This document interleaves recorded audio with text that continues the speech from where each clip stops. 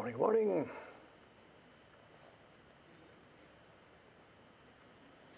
Lots of action going out there this morning. Look at this, all kinds of things going on.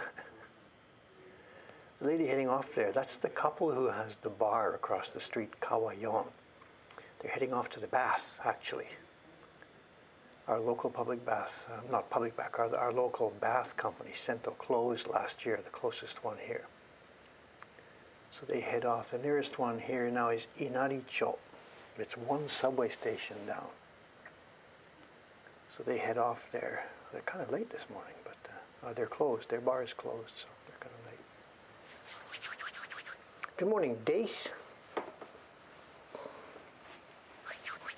Hello, hello, hello.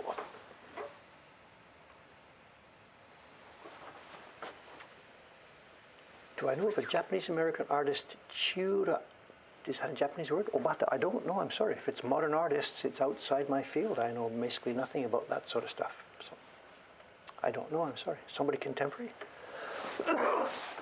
Okay, what's going on this morning? What's going on is I'm sitting on my woodblock, trying to warm it up. So my cushion, I've had a hard cushion for the past 15 minutes. It's warm. It's nice and warm now. Good, good, good. Ready to carve. So this morning we'll be carving. And we have a chantel. They're a little bit of a different chantel. I think I say that every day. And before I start carving, just show you something that you saw at the last stream. A package came in the door. It was this. This is the package that arrived. They will be heading off to Ome this afternoon. Always a chance to show people. Look at this. Chiharu-san. This is Kawai Chiharu-san. And look at this. Just identical prints, one after the other after the other. It's a replay. Every time I show you these things, I just say the same things. This is our pride, to make them all exactly the same. She's done a beautiful, beautiful job again. For those of you that are new here,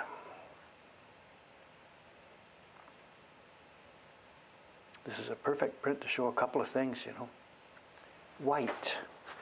The mist on this print. How do we do the mist on this print?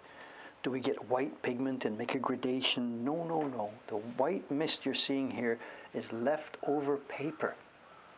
It's leftover paper. So she does a gradation on the mountain twice. She does it dark at the top here. Then she does another gradation coming down just about that far. Then on a separate wood block, there's a gradation on the water coming up just about that far. And to get them matched up and looking good, she is really, really, really good at this. She is really good at this. I'm so pleased with this one, so proud of this, to have people working here who can do this. I cut the blocks, and I made 200 copies myself first, originally. In fact, the one I made is, hang on a sec, I've got a link to it.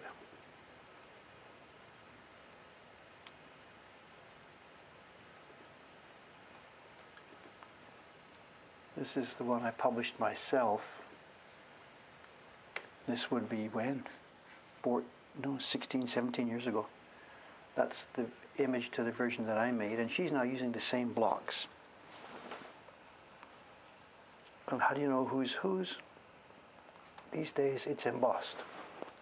It says Horiburu Suri Kawai Chiharu. And there's no signature. The ones I made years ago, I stamped them with my seal and I signed them. Anyway. Enough geeking. She's also going to get paid really well for this. Really well for this. Then another package. Suga-san upstairs. She dropped a bunch of these on me. This is Suga-san from upstairs. She's usually got them split into two groups, what she says the good ones and the bad ones. I see.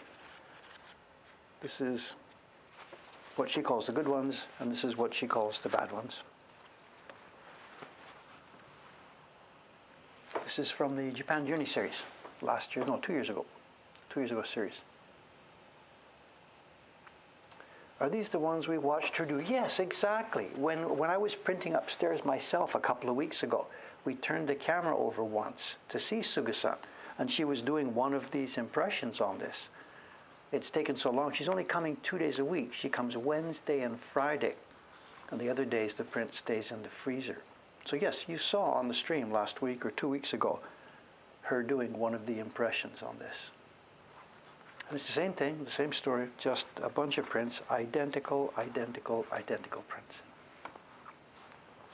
And same thing here, her name is on this as well.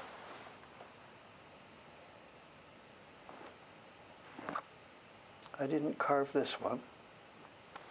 This is Hori John, it's John-san, the young Hong Kong boy who works here, and Suri Suga Natsuki. And no, this is not Comic Sans, it's a font called Technical.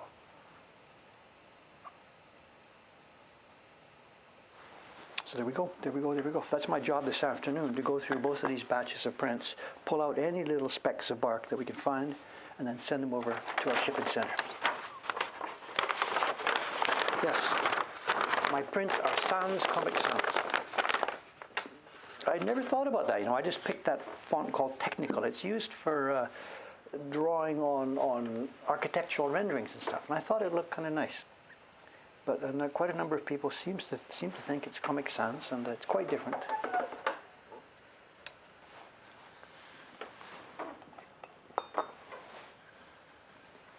Let's get ready. Where's the lineup here? I'm going to be carving leaves still this morning, so.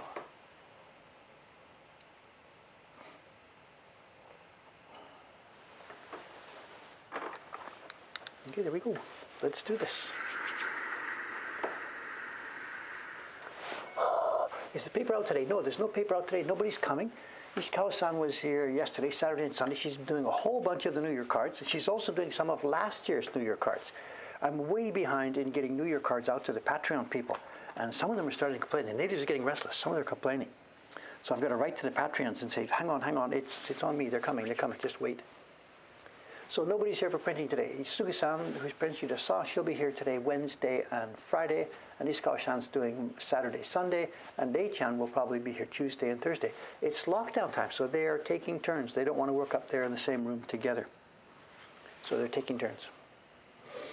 Blame it on slow shipping. Well, that's part of it as well, but actually it's behind the shipping. It's Dave who is the block. I made a big mistake last year. The Patreon people, they're getting the chibis, the Patreon chibis. They're getting the New Year card, but they're not getting it January 1st. They're getting it when they're timed during the year. And we set up the Patreon shipping from our normal Ome workshop, and I forget why a year and a half ago I decided that the New Year card shipping would happen from the shop here. Yeah, the shop staff, in their spare time between print parties, did all the New Year card shipping. So these days it means it's not staff, it's me, and it's fallen behind. And I'm the person solely responsible for the late Patreon prints.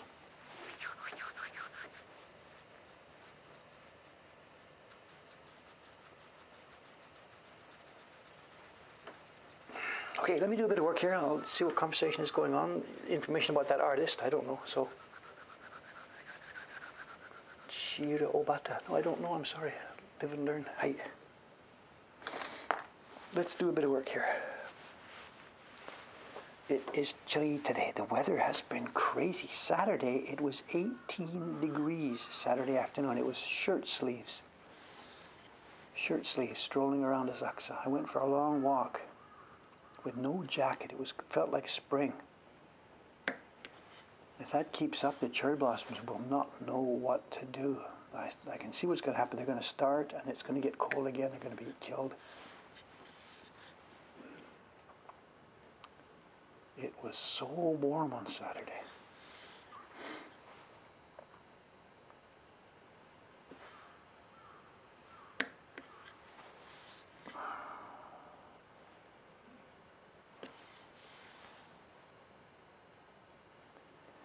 After the stream the other day on Saturday, Ishikawa-san was here printing, and I went up there at lunchtime. And I took the thing that I showed on Show and Tell last week on Saturday. I showed you those game prints, a set of prints that actually turns out to be a game, And I showed it to Ishikawa-san, and she didn't get any work done for the next hour or so. she'd never seen those before, and she's like, oh my God, oh my God. And she sits there and looks at each one, takes it near the window to have a look at it, and it's a bit, sometimes actually it's a bit sad, and I should be careful that I shouldn't show her too much of that stuff, because in her case, she seems to take it a bit more negatively. I know I'm sort of laughing as I tell you this, but when you see those old prints, beautiful, beautiful old prints, they affect us two ways. One way is that, wow, look at beautiful woodblock prints. We need to make beautiful woodblock prints too. It affects us in a positive way.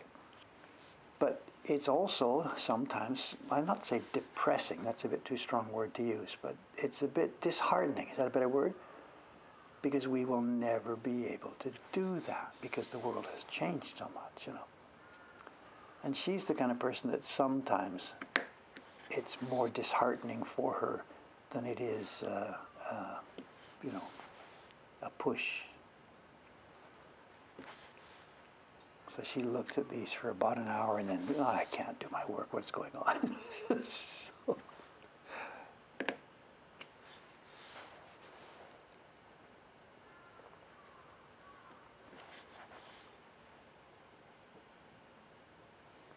but I'm luckily for me, I'm the other way around, I know that I can never do work as well as that, but I also, from in the back of my mind, is an excuse. The paper is different, the blocks are different, I'm computer programming at the same time, and blah, blah, blah, blah, blah. So I've got my mental excuse, what do the psychologists call it? Defense mechanism. I've got my defense mechanism securely in place. So for me, seeing those old prints is just, it's just an encouragement.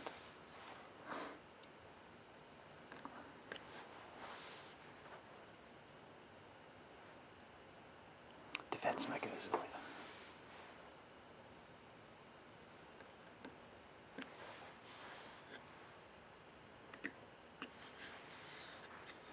Psychology 101. I do remember something from my university days.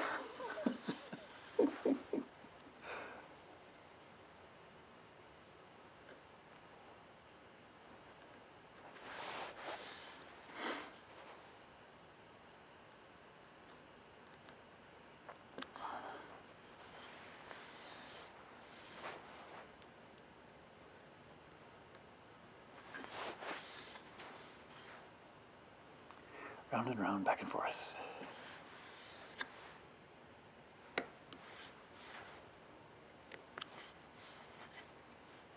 So we get started. Knife into wood. So how's the conversation? You guys are okay by yourself today?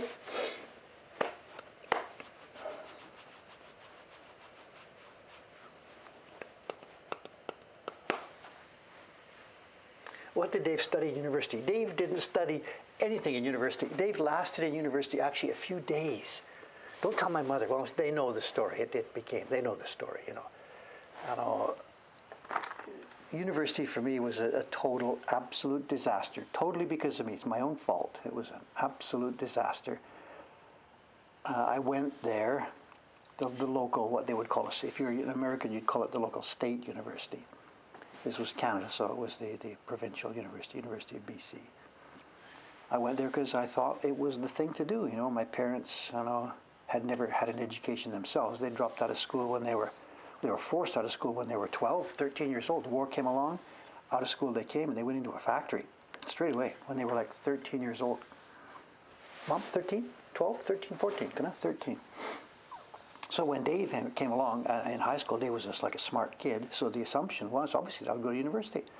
And my parents saved and saved and saved and did the right stuff and paid the dues, the tuition and stuff like that, and sent me to university. And I was a huge disappointment to them. I dropped out. And my dad, he didn't speak to me for years. He was so upset.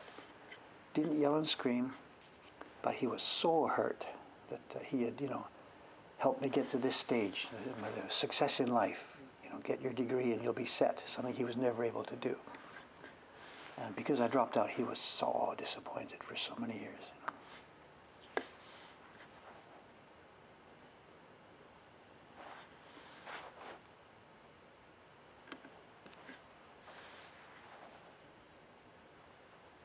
Both my brother and I dropped out of university, my brother dropped out of high school. And for my parents, it was like, oh my God, this is the end of the world. We've come this far, we've brought our kids up this well, and here they are, they're kicking us in the teeth and throwing us away. You know. So it was a difficult time for our family.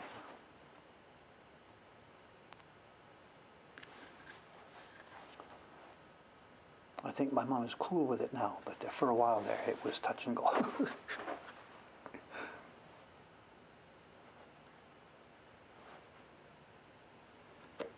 I never went to classes. I went the first week or so.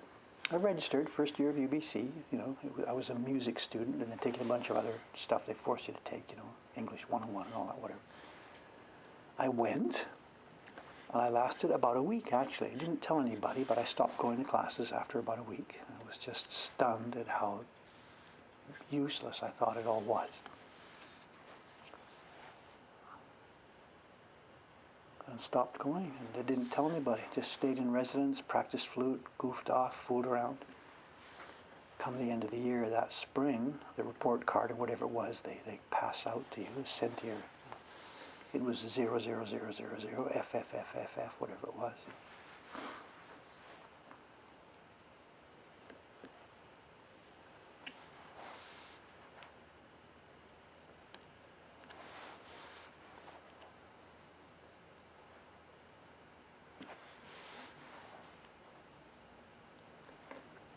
I had a fun year though. The library, my God, the university library was so much fun. I basically spent the year geeking off in the library, you know, just doing nothing, reading, practicing flute. Had a great time actually. Look at you now, yeah. So that's my thing, you know, there's different routes through life, but at that time, my parents had worked really, really hard to get me to university, and I had thrown it away. And none of us could see the future. And at that time, this is the late 1960s, you know, from their point of view, university was the thing. You needed a degree to have success in life, you know. Otherwise, you'd just be a garbage collector. Is she here? That is hopeless. So, 4 to 14. Yeah, 14 was the school age when she was a child. But the war came along in 1939, and I think both my parents, right after that, they ended up in a factory. My parents both worked in a factory making what do you call them, uniforms.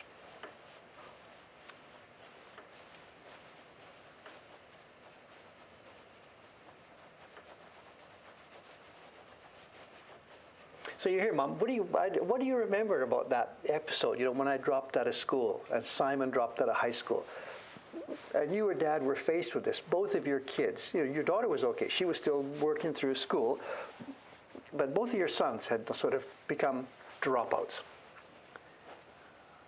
What did you think about that? You know, I haven't chatted with you about that so much. You know. So. Dad was so disappointed. I remember that. He couldn't even talk to me. He was just so disappointed in what I had done, you know. So we became okay years later, but at that point, my God, it was difficult.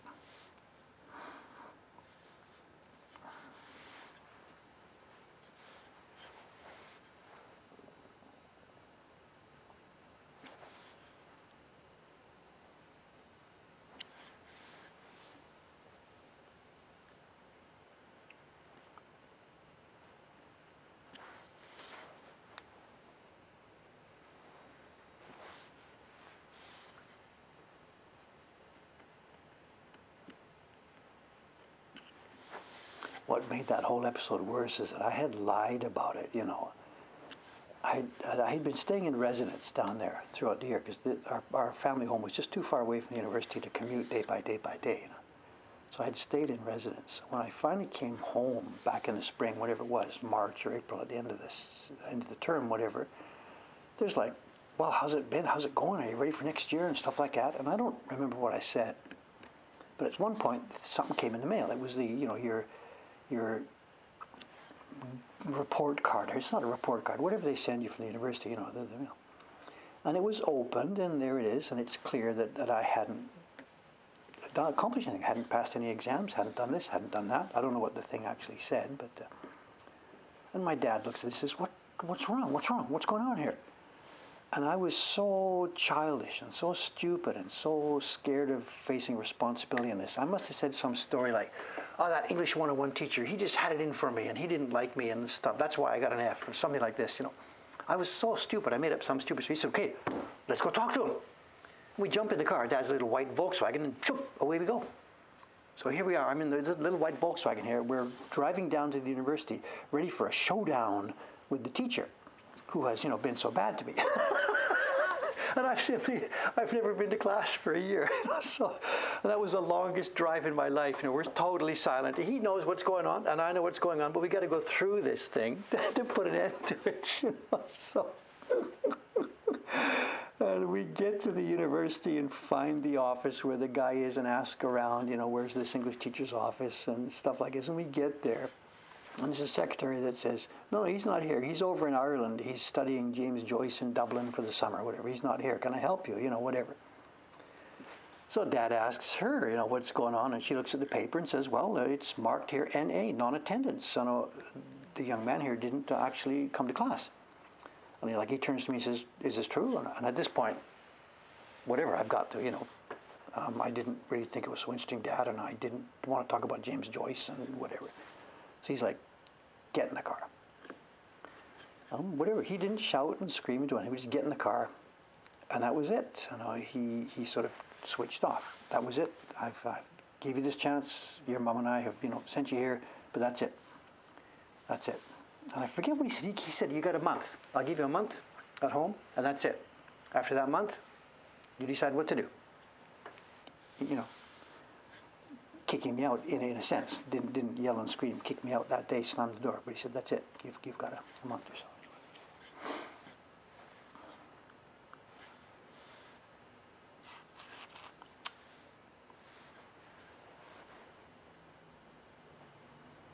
And look where I ended up now. Oh my God. So should I have stayed in English 101 studying James Joyce? I remember what turned me off about this. We went to the very first class. It was English 101. I remember this actually. I remember what happened. It's September. You sign up for university. You get your printout of the classes. You go get your textbooks. And I've got this print that says 8:30 Monday morning is English 101. At 10:30 Monday morning is blah, blah, blah. And I'm like, this is just it's like high school. I was in high school. It was a schedule every day, whatever. So anyway, whatever, do what you do. You go to this English class, you sit in the little funny chairs there, and the guy comes in and he's got this beard and he's an English teacher. And he stands in front of the class and he says, and I will never forget this, he said, when you wet the bed, first it is warm, then it is cold. And I'm like, okay. A bunch of you know the illusions here, I guess. I don't know. So,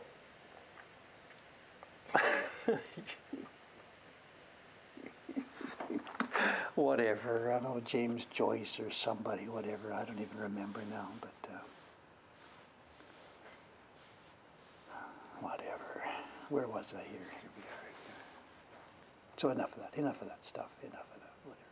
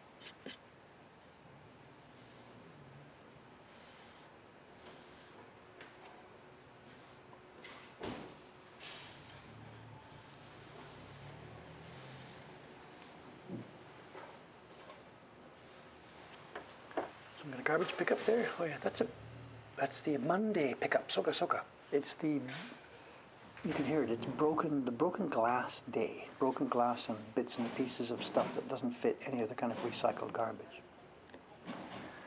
And they've skipped the garbage bag that you see right in front of the post there, because that's going to be picked up by a private garbage company. The little truck you just saw go by right now is from the city, and that's the quote-unquote free garbage pickup from the city. But they don't pick up from places like restaurants and commercial establishments. So this guy next door, the Oyster Shack next door, has made a contract with a commercial garbage company who will be along. No idea what their schedule is. Usually they come during the night, actually. I'm not quite sure why that's still there. So, like you see with the hot dog place down the street, that's a private garbage company as opposed to the city collection. We ourselves here, because we are just a small business and we're not a restaurant, we don't have a ton of garbage, we've just got small paper and cardboard things. We haven't contracted with a commercial company, we don't have enough garbage. But the city doesn't pick up free from businesses, so the next way out through us is that we have to buy what are called garbage seals. So for us, the pickup isn't free. People living in one of the buildings, the pickup is free because they're paying, residence taxes. But for businesses, the garbage pickup isn't free. So we put the seals, the stickers on all of our garbage. It's a good system. They get paid for what they have to do, and a lot of the stuff they sell it, of course. The recyclable stuff they sell.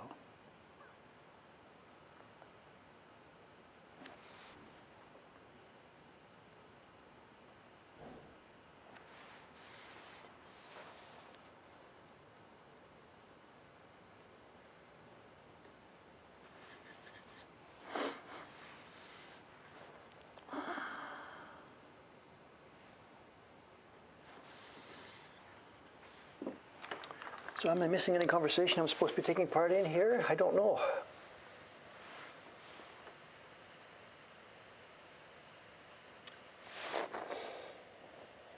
You're talking about apprentices and stuff? I'm not sure. I missed the part of the...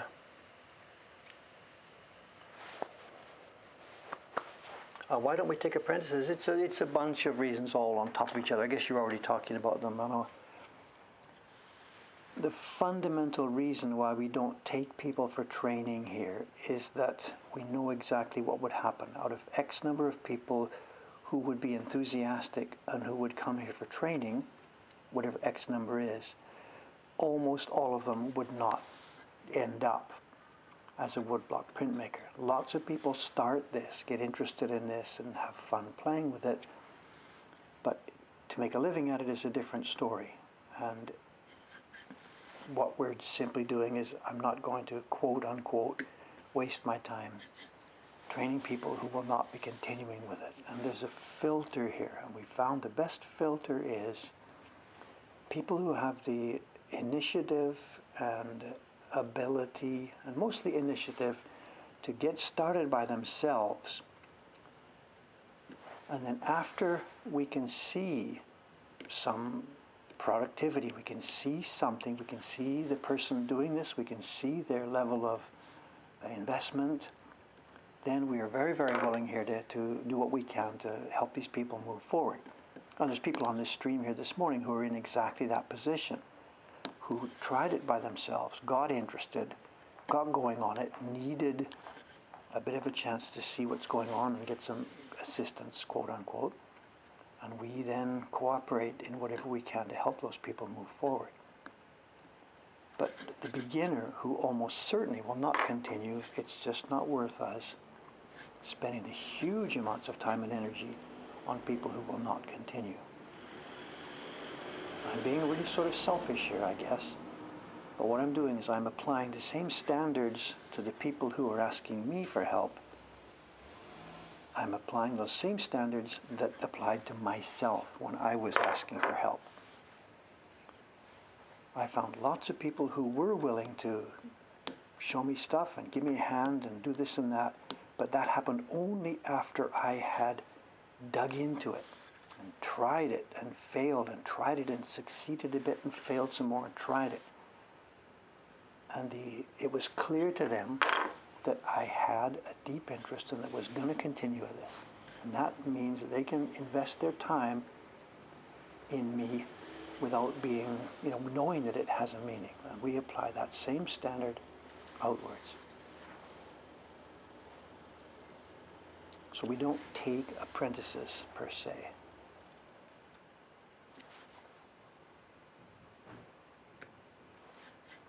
It's a bit more complicated than this too, because there are people out there who have achieved some kind of level of competence who are saying, Dave, can I come and work for you? And there's another level of difficulty that comes in there, because they are there and we are here. And that's the Oshibori Mahane, the hot towel man. They are there and we are here. And I have no way to sponsor anybody for a visa. That's not possible legally for me to do that. We're such a small company. And then the logistics problem of a foreigner moving to Japan, the visa problem, the money problem, the culture problem, deciding they like it at first but don't like it 3 years later. Again, it's not an investment I can make. So,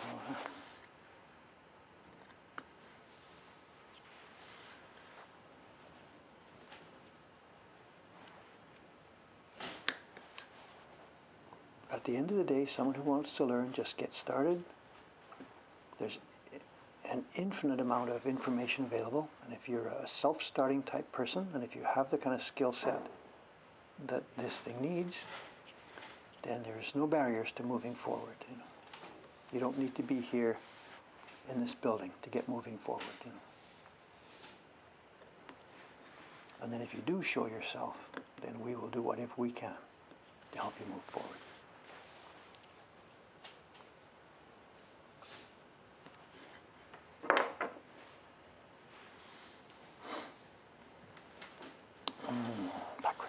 Backwards.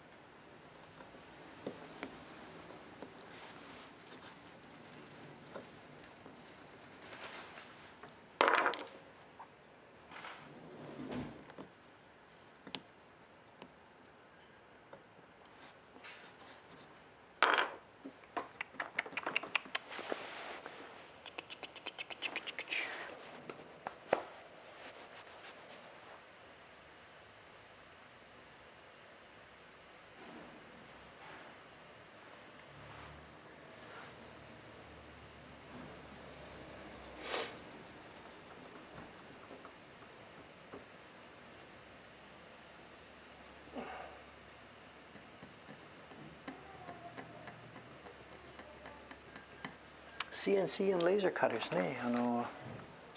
Mike Lyon, a friend of mine in Kansas City, he's done a bunch of woodblock prints using CNC. He built a CNC machine himself. So he's got lots of resources, I believe, about that. He's doing with CNC. There's a company here in Tokyo called Miyako Dori, who is doing work with a laser. They're lasering their woodblocks. We've got some of their stuff in our catalog here. So it is being done, absolutely.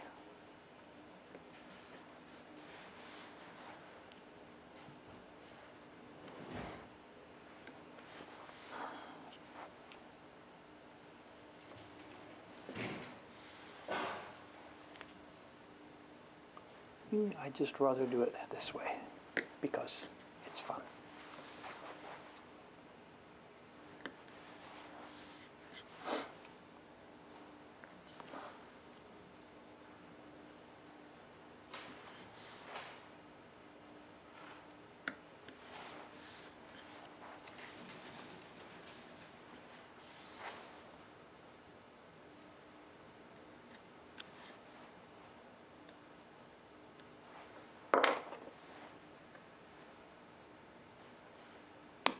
It's always backwards. Whichever way I start is always the wrong way around.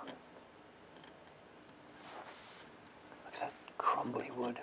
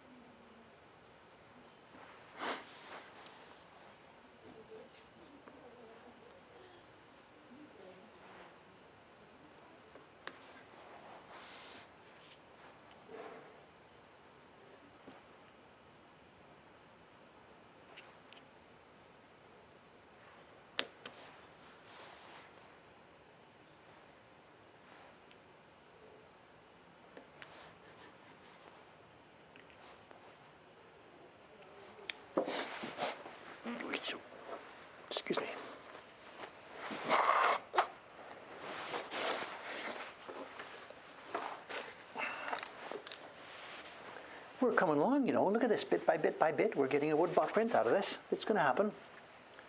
Hang in there, it's going to happen.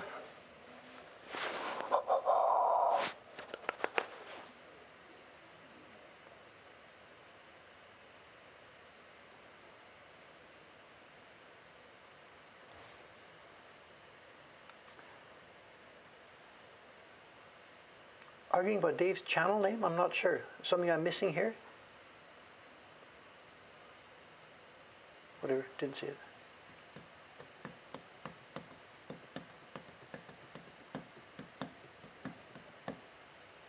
Whatever, you've got some kind of conversation going on. It's okay. What's our time? 8:40. We're halfway. Moving on, actually, moving on. There is a show and tell today. I know, old news, okay. The show and tell recently, I know I've been trying to pick interesting stuff from the collection, but it's a slight problem with some of the things I've been showing you, in that there's been too much volume. Like that thing I showed you the other day, 12 woodblock prints. Any one of those prints would have been worthy of looking at and studying and investigating and stuff like that. But Dave puts down 12 prints, bang, there they are, blah, blah, blah, blah, blah, pass, pass, pass, pass, pass. And we really need to see much. Then there's some matchable prints. I put 300 prints on the table one of these days, a few weeks ago. We can't see anything. So what I thought I would do today is, what I've done today, I've prepared from upstairs, is I've got three prints I'm going to show you, all by the same guy, and two of them are the same thing. And we're just going to spend a few minutes just sort of more quietly looking at a few old prints, rather than, smash, bang, move on, move on, move on. So.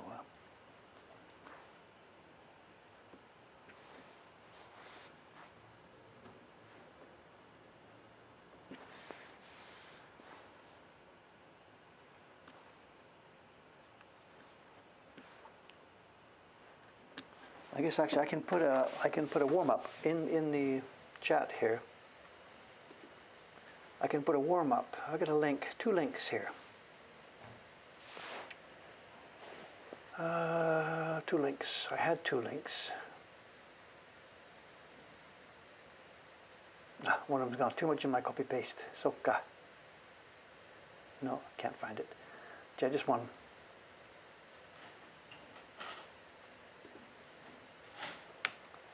We'll put this link in here first, and then later on I'll try and find the other link for you. Or maybe somebody else can find this for me. You can have something to do here.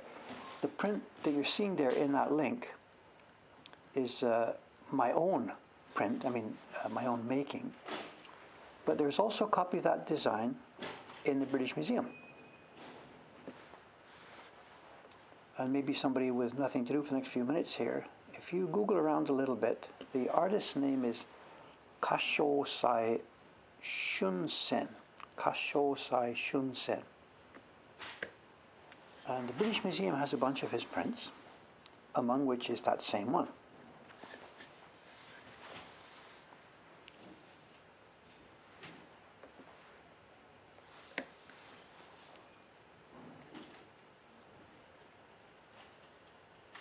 Searching, it might also be better to search for Katsukawa Shunsen. He changed his name partway along.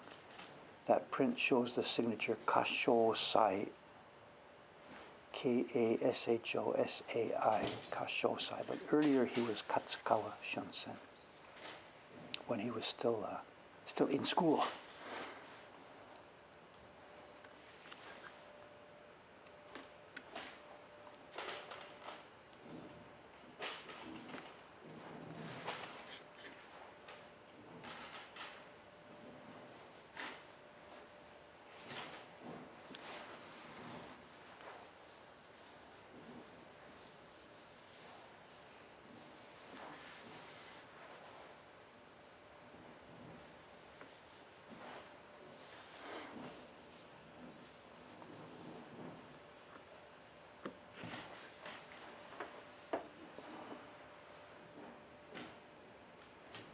Busy with their Oshibori, you wouldn't know there was a lockdown, would you?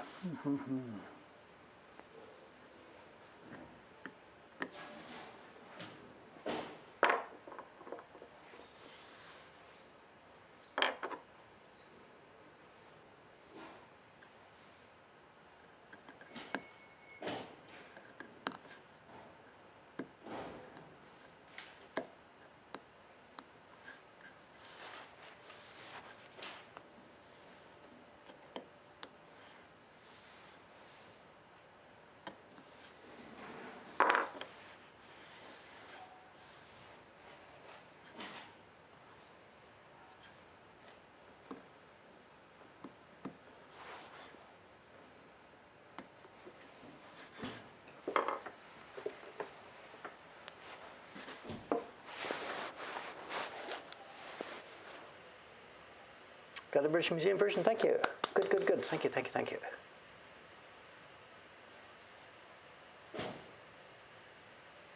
What, did I put the wrong link in? What?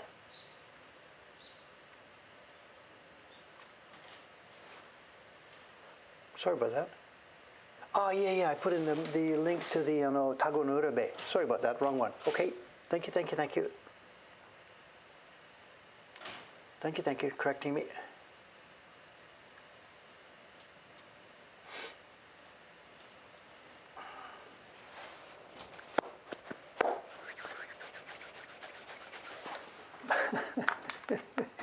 If there's two choices, I'm going to choose the wrong one for sure. He's taking his time with his delivery today, isn't he?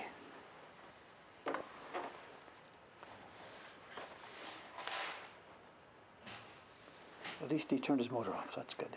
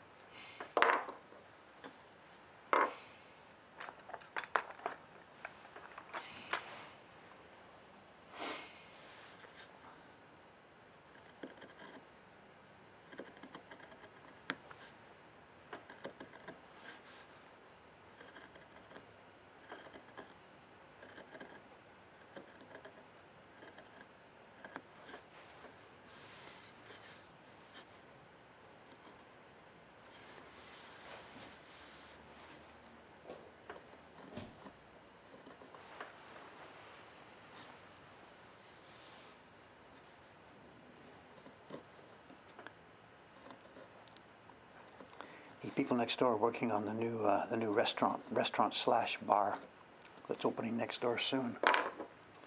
The girls from there, a couple of young girls who are either part of the company or I'm not sure if they're part of the company or if they're part of the crew that's building the place. I don't know. There's two young girls there. They're college age, I guess, whatever. Yesterday they spent a good part of their time outside with the shutter, and they were on the shutter all over it. And it's been neglected for a long time.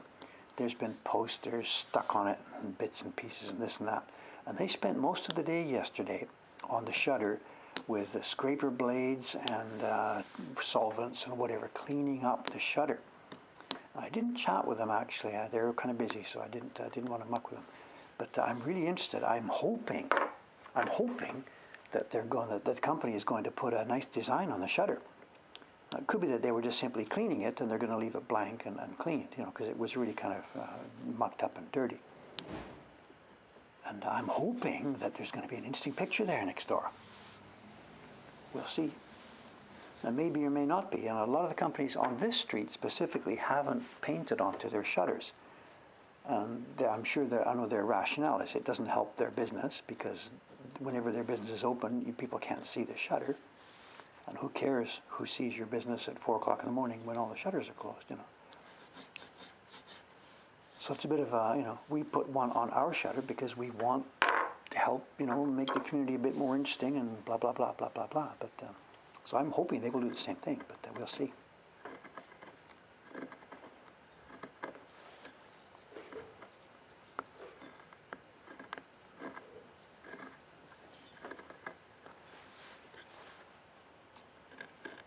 As to what kind of a restaurant it's going to be, the guy mention. He said, Niku Senmon Izakaya.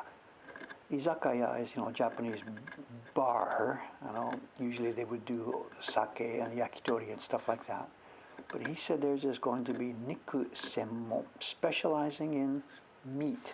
I don't know what that means. It could mean it's going to be a steak bar, or I have no idea really. And he didn't elaborate for me, but we'll see.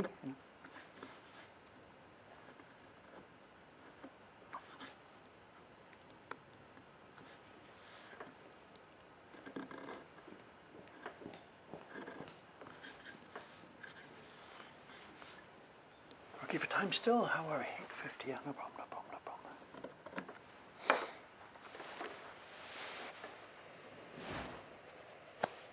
Well, the crepe shop is still there. I'm talking about the one next door to me, which used to be the kimono shop, is becoming a bar. And next door to them, the old bar, Emmy's Bar, she gave up years ago, Emmy's Bar has become a crepe shop. And after months of sitting there doing nothing, they are now up and running. They're not open every day. It's two young college-age girls who seem to be running it. They're up and now and then. They're open on the weekends. Whether they're open today or not, I don't know.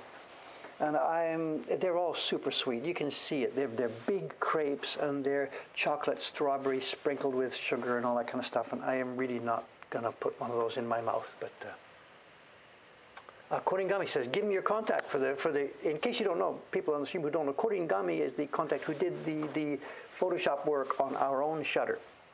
So yeah, he wants the business. So I think you're too expensive for them. I don't know.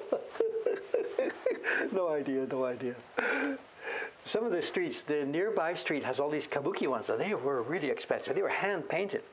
Our shutter, Koringami did the layout for us in an EPS file. We had it printed and stuck it on. But the hand painted shutters, my God, they're expensive. It's some guy out there all night for 6 weeks in a row,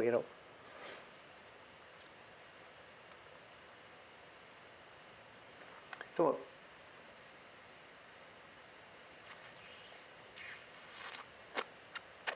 6 conversations at the same time going on, is there? So cool. 8:52.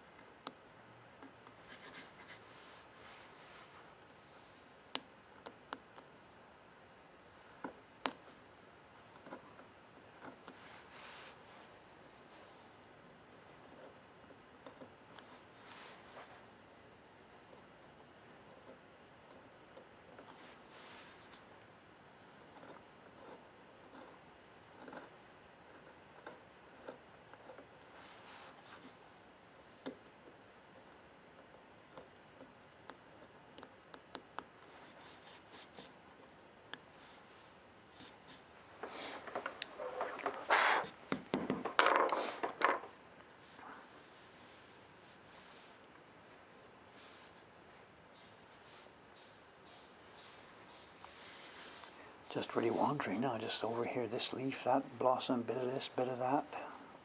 Just keep trucking away.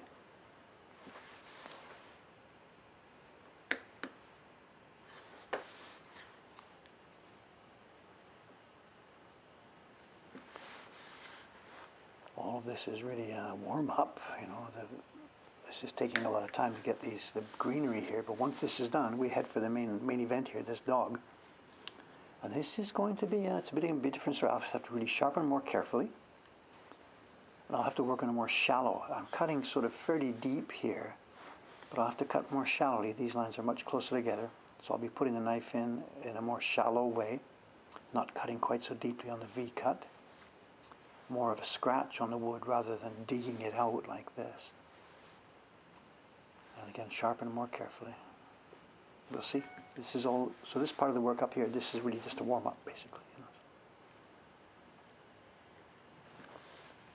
know. And also, I'm not behind schedule on this, it's okay, but also on my plate, this is print number 5 in this series, and I've got to start getting ready number 6. I won't be carving number 6, Kawasaki-san will, but she will need the tracing, and it's my job to do the tracing for that. Chon-san is doing number 4, he already did 5, this is it here, and it's my job to prepare number 6. And we haven't actually even decided what it is. We had one lined up, one of Koryu-size prints. We had it lined up when we proposed this series to ourselves half a year ago. But it's not so attractive, and we're going to change our plans and look for a different one for number 6.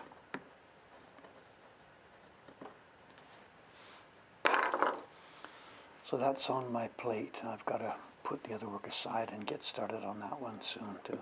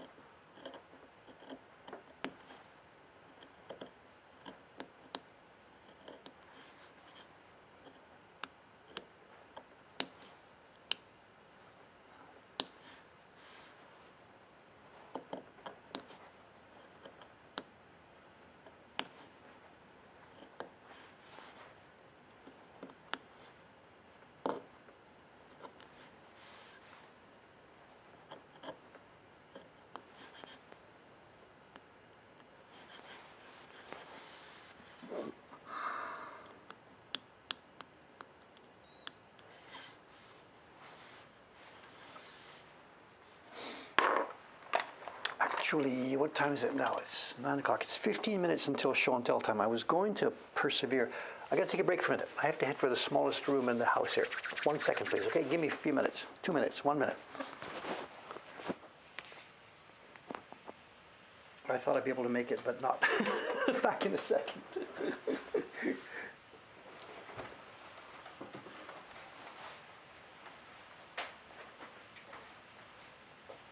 Ooh, gotta go, gotta go.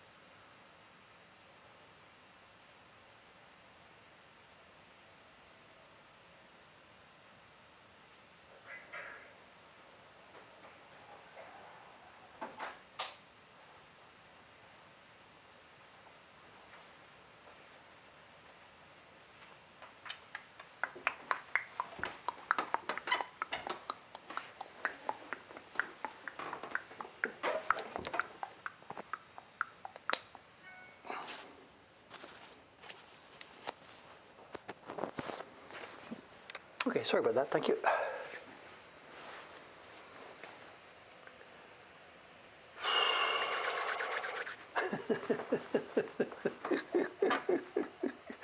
Gotta do what I gotta do.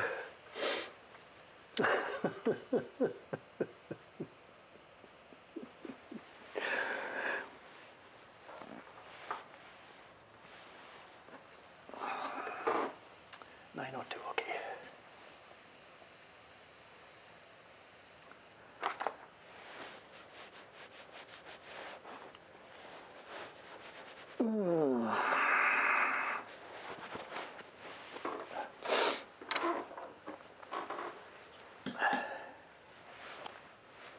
Okay, back to it. Thanks.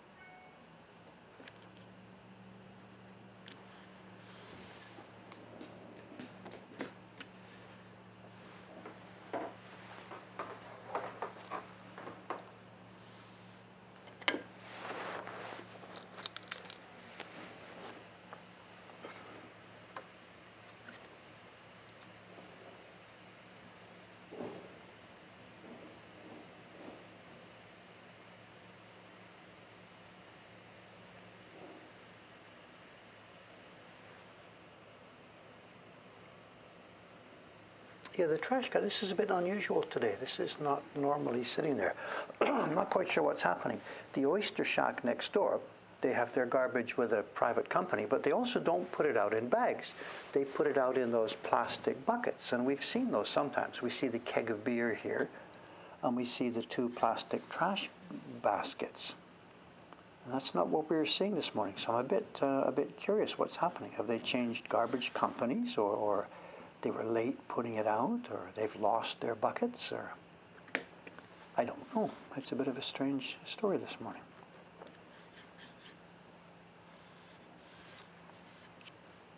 High drama in the neighborhood. Something's changed with the garbage.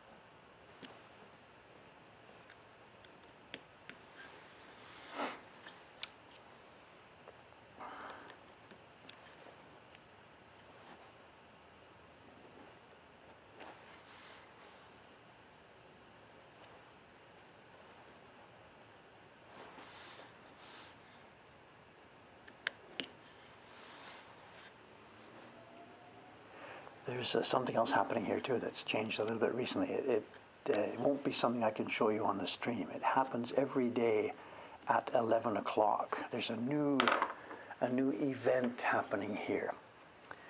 The camera's looking the other way today, but those of you who watch regularly, you know that when the camera turns the other way, there's a new bar open on the corner that the camera sees. It's called the Yamaka Shoten.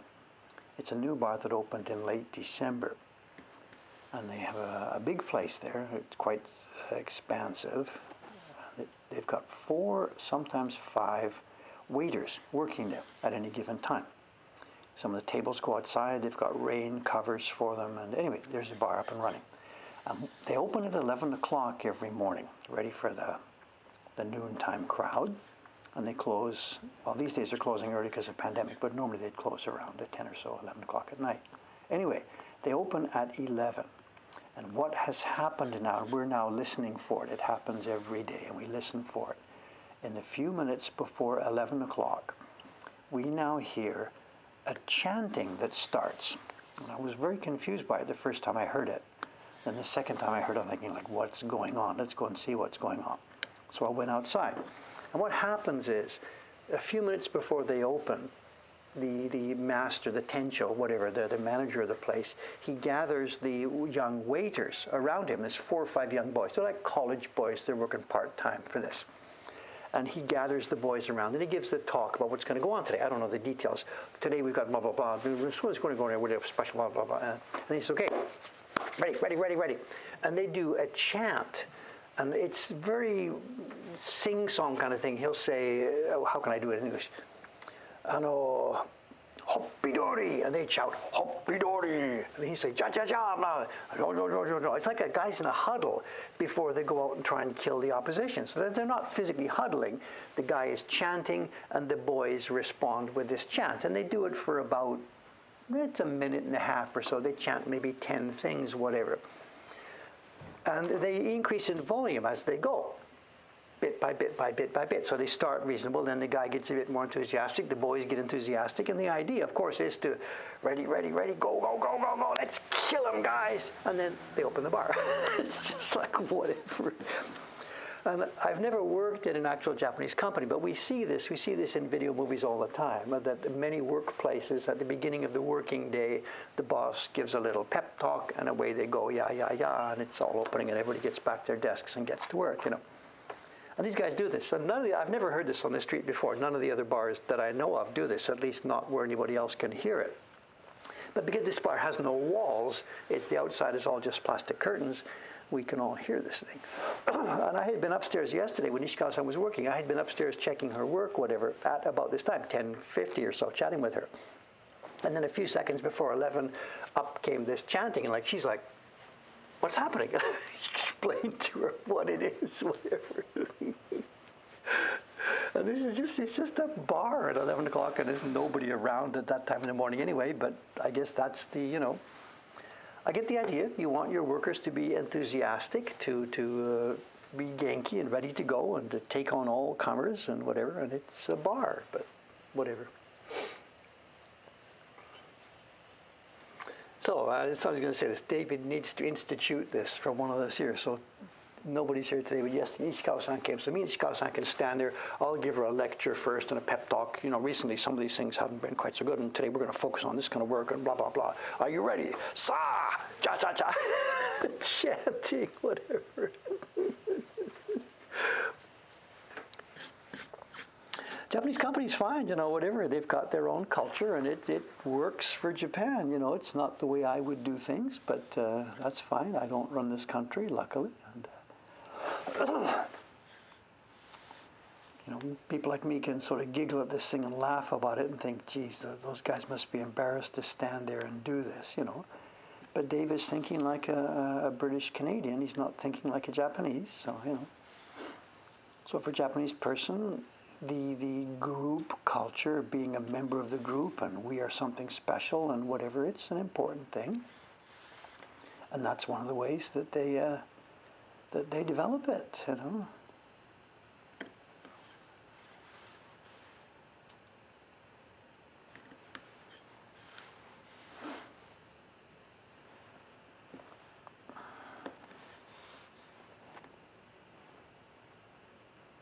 But it's become another one of those little clocks, you know, you hear it and you know what time it is, you know. The city bell rings at 5 o'clock to tell the kids to go home, and the shoe lady walks by at 7:52. You know, there's these little events and things that happen during the day,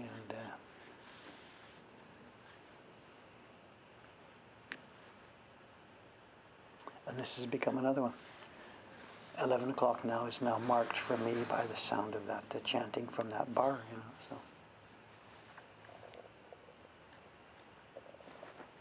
Speaking of which, 9:15, right?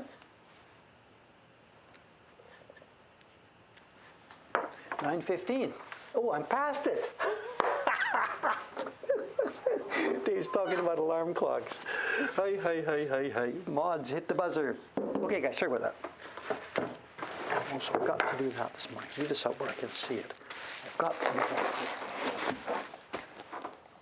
Okay.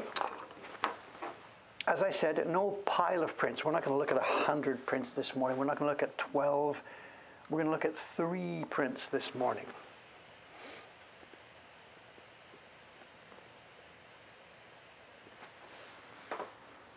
First is the easy one. The one I linked a few minutes ago in the the one I incorrectly linked, somebody corrected for me. Where is it? Where is it? Where is it? Where is it? Where is it? Here it is.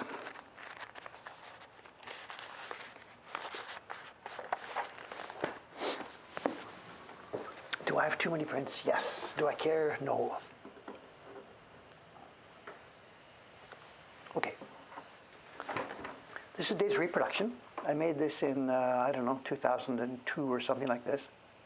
It's a reproduction of a print designed by Kashosai Shunsen. Kashosai Shunsan. It's from a series. It's an album series. The original was folded in half and part of it pasted into an album. And I thought it would be fun to pull this out today because it's quite unusual. What I have today here is the reproduction, and I also have, we're looking at them side by side. Oh, that's fun. That's Sano. Let's look at this one time. That's Sano Koitsu Kyogo Suri from the original Koitsu. Where are we here? Where are we here? Well, that's a Tobae. Where is it? Here it is, here it is, here it is, here it is, here it is. We have the original. Now, I think somebody found the link there to the one in the British Museum. And I didn't steal this from the British Museum. I have my own copy. This is an original. And it's an original Shunsan. And it's from a series that was published apparently between 1810 and 1820.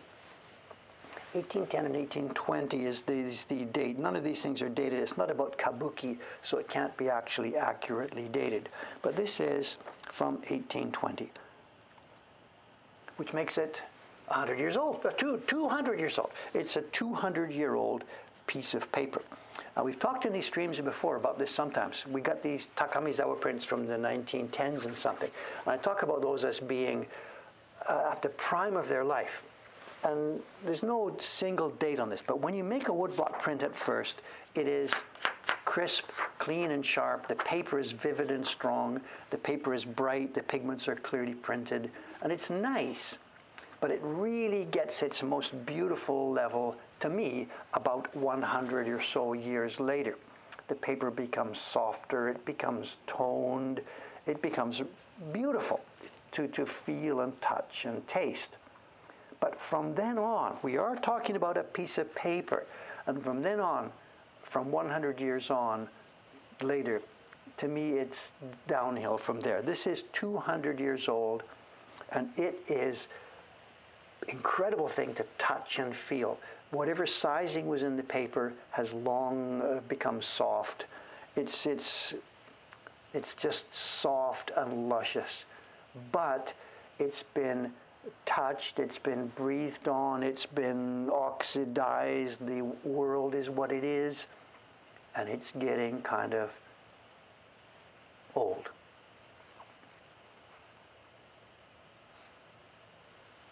And there we have from 1820 and the reproduction 200 years later. My reproduction too, it has the swirling water, but because it's not dirty yet, there it is. You can see it there, bit by bit. My reproduction also has the, no, my version isn't missing the water, it's there. The reason you can see the water here is dirt. Dirt. The paper was white or very light blue, but now after years and years of people touching this, they touch the top, but you don't touch what's down in the bottom. So the embossed areas are left without getting dirty or soiled, and the areas on top pick up a bit of soiling from fingers and stuff. So mine also has the same texture on the water. If I try and, can I get the angle here? So, can you see it? So, mine also has the water texture. And when you hold the print in your hands, you can see it. This is carved on boxwood. I don't know what the original is carved on. Dave's version is carved on a piece of boxwood.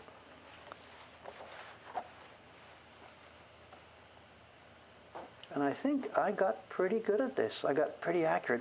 I remember too, this is the print. This is the print. I can't put my finger on exactly which place it was. This is the print where I told that story that as I'm carving this, I wrote in my newsletter about this. I was carving this, and at some point, I had traced the original. At some point, I popped off one of these green things. I made a chip, popped it off. And, you know, like, just keep going. Who cares? No one's ever going to know that there was a green dot missing or something that was in the original. There's a green dot here in the original, and Dave popped it off or something. And I fixed it. I wrote about this, the fact that, you know, the carver's job is to carve the original. It's not his job to fool around with it and make it simple. And I made a mistake going along, and I took the time and trouble to go back and fix it. I was quite full of stupid pride, the fact that I had done that. Anyway, whatever.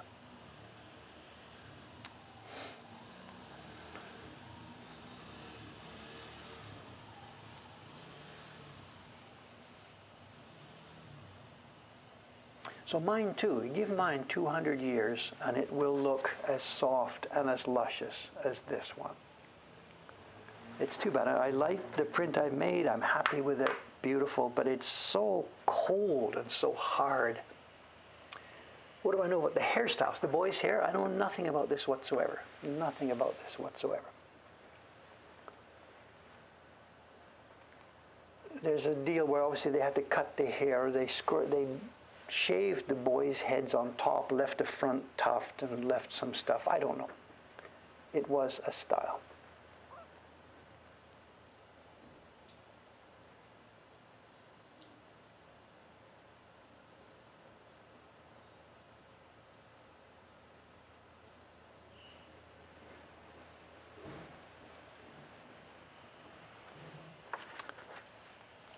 Okay, so there we have a new version and a version that's 200 years old. Now there's a third print that I want to put on the table here. I meant to get a link for you. Hang on a sec, let me look up the link here.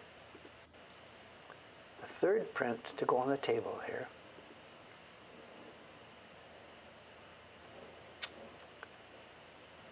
Here we are.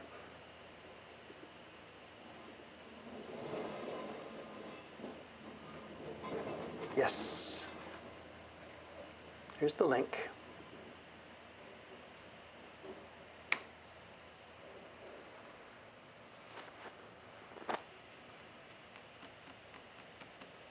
Yeah, I know, I like my work. I'm not being cruel. I am very, very proud of being able to do this. I'm very happy to be able to do this. I'm oh my God, just look at this. It's incredible. The lines are identical. The tone and feel is identical. I'm very, very happy. I'm not deprecating my own work, but I feel it's sad that I can't enjoy the best of it. 100 years from now, this will really be a beautiful object, but today it's still a bit too cold. Oh no, I'm very happy. I'm insanely proud of being able to do this. Anyway, the auction that came up there. The auction, this was a couple of weeks ago, right? I forget the date on it there. The auction came up a couple of weeks ago, and it wasn't well described. The guy mentioned that it was Shunsen, but it wasn't well described, and it looked a bit ratty, and nobody bid on it, and it was 6,000 something yen, and it is not a reproduction. It is also an original from Shunsen's era. People in the Snow, Sumida. It's a Tokyo Edo scene. And this print also is from exactly that same era. And this one is delicate. I got to be careful with this. So in our collection, the files are just there for me, but when we have more people involved in taking care of our collection, I am going to label some of the ones as being, be careful, don't excessively handle, and this will be one of those. I'm going to mark this print as don't handle excessively. It's the same thing. There's water and embossing, and the top has become a bit dirty. This is an object from around 1815. This is a woodblock print from just over 200 years ago.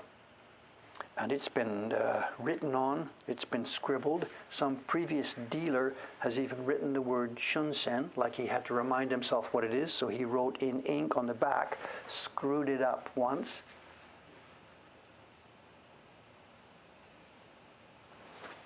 Tried to write the word Shunsen, got it wrong, fixed it, Shunsen, in ink on the back. We don't do this with our own prints, but whatever. And here we have. And it's so soft. I can't even begin. Where can I get on the camera here? I can't even begin to the feeling of it. My hands are clean here today, so I'm okay for it. But this is soft, soft, soft. It's the best quality Hosho paper.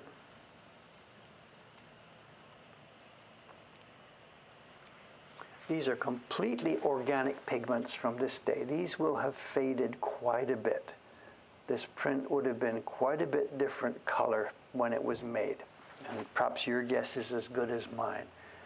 There's a yellow and a pink. This would, I think, have been a bit of a brighter orange. There's a pattern, and I'm not sure if it's metal pigments. No, it's not metal. There's a pattern printed on his kimono.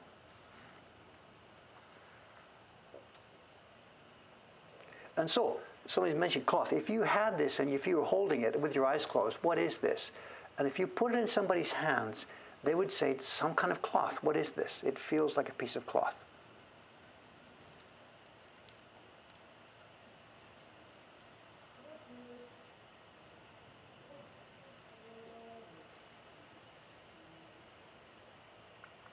Out for a walk in the snow. And my guess is what we're seeing here, my guess, and I'm not an expert on Edo culture by any means, what I think is we are seeing a couple. This is a he and a she. They've come out, and I don't think it's specifically Yoshiwara courtesans, whatever. It could be a guy and his wife, or it could be somebody from the Yoshiwara. Again, I don't know. And this is a servant who is out there working with them. My guess.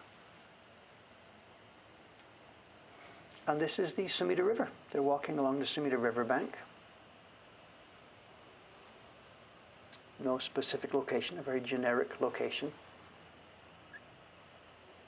And it's snow. It's geta for the snow, of course. And there was normal geta, the wooden footwear, normal geta. But then there was also geta with the higher bottom portion, which you would use on muddy or rainy or snowy days. And they've also got a toe cap.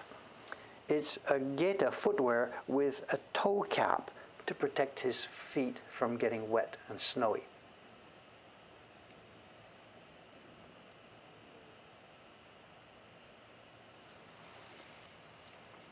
She doesn't seem to have toe caps. He's got one. These guys don't. But look at this. And I don't know how high they are. You tell me. I know maybe about this high, 3, 4, 5 inches. And this is what the paper has toned so much. So what is colored and what's not colored? It's at this point difficult to tell. This would have been white paper. So that's the original paper white. The river behind them, almost certainly, I think, would have been printed in a light blue color. Similar to the one before. The other one we had here too. The river was printed, I believe, in light blue, which is faded. I put a light blue tone into it, maybe not quite deep enough, but I did. I put a blue tone into my water. And here, there would have been a light blue pigment. It would have been aigami, and it's faded, it's gone. It's just disappeared completely. Whether the sky was blue or just gray, I don't know. And the parts of the print that were printed with a bit more vivid pigment, that pigment still survives. But the delicate toned parts are gone.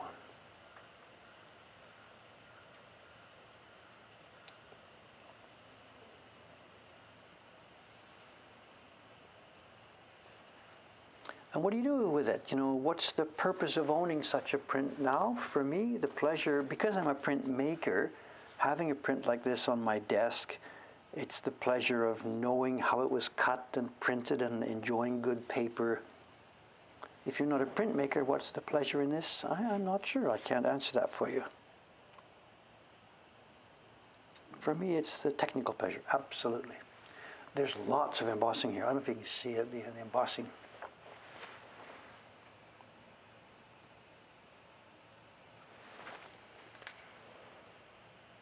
Yeah, there it is. You can see the waviness in the water.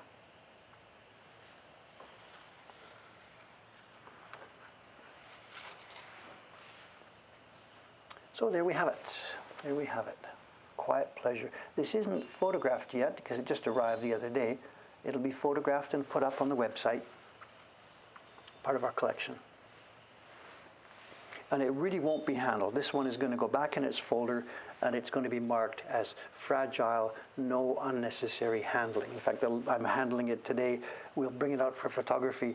Those will be the last 2 times it'll be handled from now on, because this is going to go back in. The new ones, I don't care, whatever it comes up. But once it gets to be this age, really they shouldn't be handled so much. As you can see, it just gets too dirty. How do we go about copying the embossing? It's interesting. What I would have done for this one, because the embossing is so dirty, you can see the lines and trace them. Once you photograph this, you can see the lines and trace it. Ones like this, it's difficult. And I'm not going to guarantee that my embossing would have been exactly the same place. You get the same effect in the same area. Can't I use the photos from the auction site? No, no, we're going to make beautiful photographs. Much more beautiful photographs. Much more beautiful. Anyway, there you have it. So today's show and tell is something a bit different. Rather than put a bunch of prints on the table and blah, blah, blah, blah, blah. Just quiet enjoyment of one nice old print. 200 freaking years old. This piece of paper has been around for 200 years. And it must have gone in waves. You know, it's sold, so somebody took it home and brought it and looked at it and passed it around, and it goes into a shelf and doesn't get touched for like 40 years. Then it gets sold on, somebody else looks at it, holds it up, touches it, looks at it. Then it goes into a cupboard and doesn't get looked at for another 40 years. I don't know. I don't know the story, of course. And the guy who had it in the auction, obviously put it out of a cupboard somewhere, handled it, fooled it around. It's a dangerous time. Shipped it, put it in a package, mailed it, and the print is, oh my God, am I going to survive this transition? And after each transition, it goes in a cupboard and doesn't get looked at for 40 more years. So that's been going on for 200 years. Anyway, there you are. 200-year-old piece of paper. That's part of what we do here. And 200 years from now, I really, really hope that somebody will be enjoying my prints at the same level. Okay, there we are. Nice quiet stream today. I got a bit of work done. Thank you very much. I'll be back here again 3 more days from now. This is Monday. I'll be back here Thursday.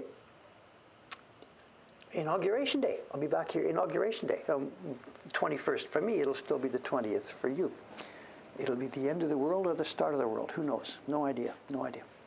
Thanks very much, guys. Thanks for joining. It's time for me to move along. I have a ton of office work to do today. Checking these other prints, sending them to Ome. Very busy day coming up. Thanks for being with me. See you again in 3 more days. Bye-bye. Bye for now. Thank you again.